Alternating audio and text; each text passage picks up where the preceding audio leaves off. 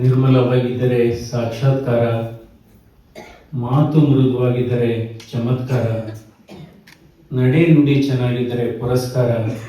ಇದೆಲ್ಲ ಒಗ್ಗೂಡಿಸಿಕೊಂಡಿರತಕ್ಕಂಥ ಇಲ್ಲಿ ನಡೆದಿರತಕ್ಕಂಥ ತಮ್ಮೆಲ್ಲರಿಗೂ ನನ್ನ ನಮಸ್ಕಾರ. ವಿಶ್ವವಿದ್ಯಾಲಯಗಳು, ನಾವು ಇಂಗ್ಲಿಷಲ್ಲಿ ಹೇಳ್ತೀವಿ, education is not in certificates, education is not in marks card, education is in attitude and behaviour. ಇದು ಬಹಳ ಮುಖ್ಯವಾದದ್ದು. ಅದರಿಂದ ಇಂದಿನ ಪೀಳಿಗೆಗೆ ವಿಶ್ವವಿದ್ಯಾಲಯಗಳು ಕೇವಲ ಉದ್ಯೋಗವನ್ನು ನಿರ್ಮಿಸುವ ಶಿಕ್ಷಣ ಮಾತ್ರವಲ್ಲ, ವ್ಯಕ್ತಿತ್ವವನ್ನು ನಿರ್ಮಿಸುವ ಶಿಕ್ಷಣವೂ ಕೂಡ ಅಗತ್ಯವಾಗಿದೆ. ವಿಜ್ಞಾನವು ನಮಗೆ ಜ್ಞಾನವನ್ನು ನೀಡುತ್ತದೆ, ಆಧ್ಯಾತ್ಮಿಕತೆ ನಮಗೆ ವಿವೇಕವನ್ನು ನೀಡುತ್ತದೆ ಮತ್ತು ಸಂಸ್ಕೃತಿ ನಮ್ಮ ಗುರುತನ್ನು ನೀಡುತ್ತದೆ.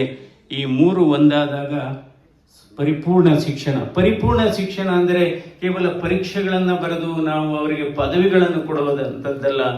ನಿಜವಾದ ಪರಿಪೂರ್ಣ ಶಿಕ್ಷಣ ಅಂದರೆ ಶಿಕ್ಷಣದ ಜೊತೆ ಸಂಸ್ಕಾರವನ್ನು ಕೊಟ್ಟಂತ ಸಂದರ್ಭದಲ್ಲಿ ಅದು ಪರಿಪೂರ್ಣ ಶಿಕ್ಷಣವಾಗುತ್ತದೆ. ಯಾರಿಗೆ ತಾಳ್ಮೆ ಇರುತ್ತೆ, ಯಾಕೆಂದ್ರೆ ನೋಡ್ಬೋದು, ನಿಮಗೆ ಬುದ್ಧಿ ಇದ್ರೆ ಯುದ್ಧ ಗೆಲ್ಬಹುದು, ಗುಣ ಇದ್ರೆ ನೀವು ಮನಸ್ಸು ಗೆಲ್ಬಹುದು, ಆದರೆ ತಾಳ್ಮೆ ಇದ್ರೆ ನೀವು ಜಗತ್ತನ್ನ ಗೆಲ್ಬಹುದು. ಅದರಿಂದ ಇವತ್ತು ಈ ಆಧ್ಯಾತ್ಮಿಕ ನಮ್ಮ ತಾಳ್ಮೆ ಬಲವನ್ನ, ಅಂತರಾಳದ ಶಕ್ತಿಯನ್ನ, ಆತ್ಮವಿಶ್ವಾಸವನ್ನ, ಆತ್ಮಾಭಿಮಾನವನ್ನ ಹೆಚ್ಚುತ್ತೆ. ಇದು ಬಹಳ ಮುಖ್ಯವಾದದ್ದು. ಅಂದ್ರೆ ನಾವೆಲ್ಲ ನಿಜವಾಗ್ಲೂ ಆರೋಗ್ಯವಂತರಾಗಿರ್ಬೇಕು ಅಂದ್ರೆ ನಾವು ಅಂದ್ಕೊಂಡಿರೋದು ಯಾವುದೇ ಕಾಯಿಲೆ ಇಲ್ಲ ಅಂದ್ರೆ ನಾವು ಆರೋಗ್ಯವಂತರಾಗಿದ್ದೀವಿ ಅಂತ ಅಂದ್ಕೊಂತೀವಿ. ಅಲ್ಲ, ಕೇವಲ ದೈಹಿಕವಾಗಿ ಚೆನ್ನಾಗಿದ್ರೆ ಅವರು ಪರಿಪೂರ್ಣ ಆರೋಗ್ಯವಂತರು ಅಂತ ಹೇಳಕ್ಕಾಗಲ್ಲ. ನಿಜವಾಗಿ ಪರಿಪೂರ್ಣ ಆರೋಗ್ಯವಂತರು ಅಂತ ಯಾವಾಗ ಹೇಳ್ಬೋದು ಅಂದ್ರೆ ಅವರು ದೈಹಿಕವಾಗಿ ಆರೋಗ್ಯವಾಗಿರಬೇಕು, ಮಾನಸಿಕವಾಗಿ ಆರೋಗ್ಯವಾಗಿರಬೇಕು, ಸಾಮಾಜಿಕವಾಗಿ ಆರೋಗ್ಯವಾಗಿರಬೇಕು ಮತ್ತು ಆಧ್ಯಾತ್ಮಿಕವಾಗಿ ಕೂಡ ಆರೋಗ್ಯವಾಗಿದ್ದರೆ ಅಂತಹ ವ್ಯಕ್ತಿಗಳನ್ನು ನಾವು ಪರಿಪೂರ್ಣ ಆರೋಗ್ಯವಂತರು ಅಂತ ಹೇಳ್ತೇವೆ. ಅದಕ್ಕೋಸ್ಕರ ಇವತ್ತು ಯಾವ ಕಾಲಘಟ್ಟದಲ್ಲಿದ್ದೇವೆ ಅಂದರೆ ಇನ್ಕಮ್ ಇದ್ರೆ ವೆಲ್ಕಮ್ ಅನ್ನುವ ಕಾಲದಲ್ಲಿದ್ದೇವೆ. ಈ ಇನ್ಕಮ್ ಇದ್ರೆ ವೆಲ್ಕಮ್ ಅನ್ನುವ ಕಾಲದಲ್ಲಿ ಆಧ್ಯಾತ್ಮಿಕ ಬಹಳ ಬೇರೂರಬೇಕಾಗಿದೆ. ಯಾಕೆಂದ್ರೆ ಇವತ್ತು ನಿಮ್ಮ ಹತ್ರ ಹಣ ಇದ್ರೆ ಓ ಆರ್ ಯು ಅಂತಾರೆ, ಅವರ್ ಯು ಅಂತಾರೆ, ಹಣ ಇಲ್ಲ ಅಂದ್ರೆ ಓ ಆರ್ ಯು ಅಂತಾರೆ. ಸೊ ಅದರಿಂದ ಇವತ್ತು ನೋಡ್ಬೋದು, ಇವತ್ತು ಸತ್ಯಕ್ಕೆ ಸಾಕ್ಷಿಯನ್ನು ಕೇಳುವ ಕಾಲಘಟ್ಟದಲ್ಲಿದ್ದೇವೆ.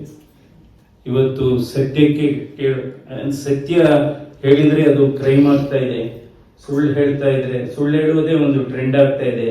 ಲಾಜಿಕ್ ಇದ್ದವರು ಸೈಲೆಂಟ್ ಆಗ್ತಾ ಇದ್ದಾರೆ, ಆಕ್ಟಿಂಗ್ ಇದ್ದವರು ಲೆಜೆಂಡ್ ಆಗ್ತಾ ಇದ್ದಾರೆ. ಆ ಕಾಲದಲ್ಲಿ ಇದ್ದೇವೆ ನಾವು.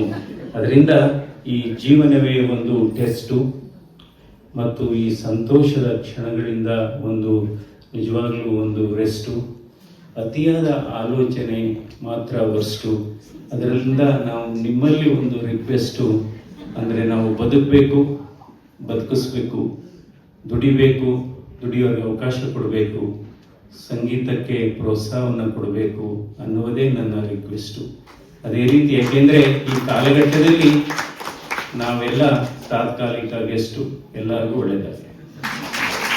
So since he's from our Bangalore rural constituency, of course we expect a little more from him for Bangalore rural constituency. For the entire state, as a chief minister, he has to take care of the entire state. I wish him all the best. Good luck. Some of the political critics say that some of the ideology of Mr. D.K. Shivkumar tallies with the ideology of BJP. Do you think that there's some kind of I cannot comment on that. Mm-hmm. Yeah. But wish him all the best. Yeah, thank you. Thank you so much.